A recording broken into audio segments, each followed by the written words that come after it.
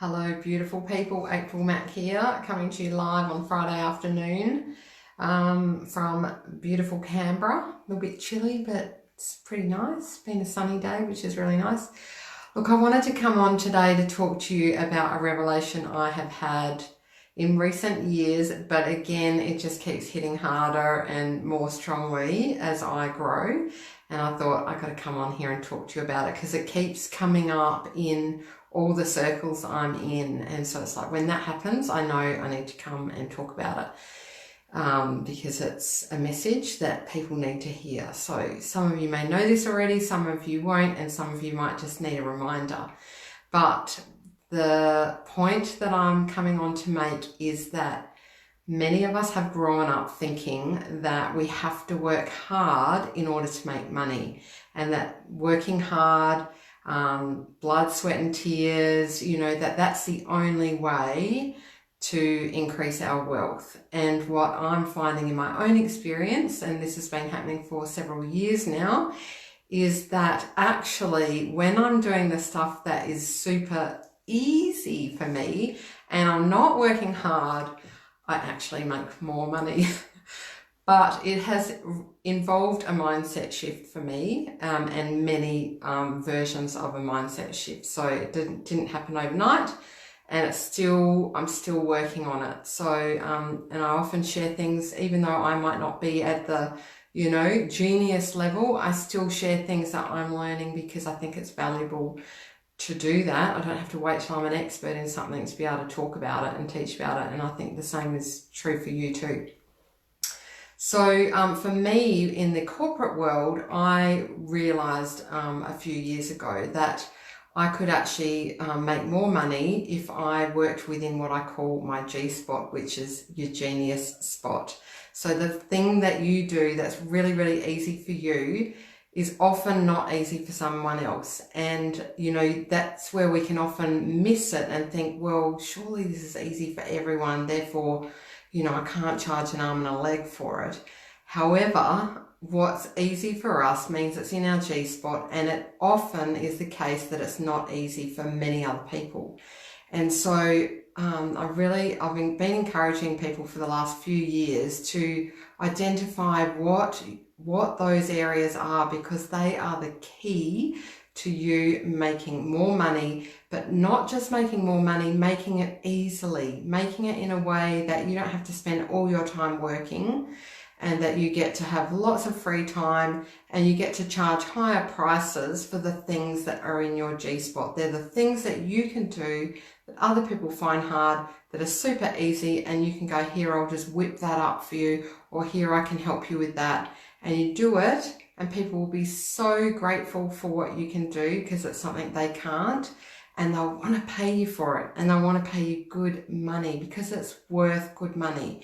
Just like when you find someone, if you think about a time in your life where there's something you're not good at and you come across someone who is amazing at it, you want to throw money at them and say, here, take this off my hands. I don't want to do it. I want you to do it because I just can't bear it.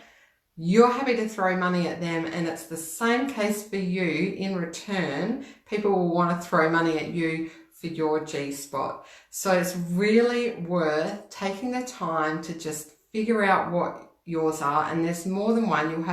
You'll have heaps of G spots. We've all got them all over, which is nice. But it's working out the ones that you love doing, like the things that you really love doing and that you'd almost happily do for free. They're going to be the key.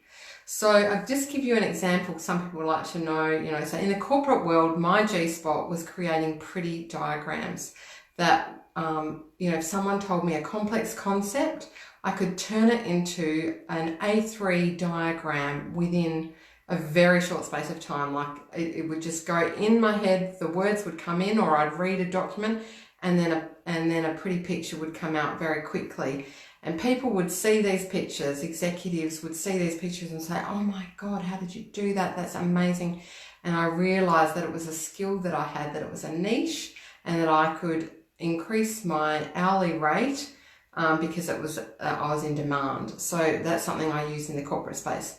in my own business, what I've realized is that I can teach people and share concepts with people in ways that are easy for them to understand, and it's really easy for me to do that. It's easy for me to take things that I'm learning, translate it into things that other people will easily pick up, and then people are quite happy to pay for that.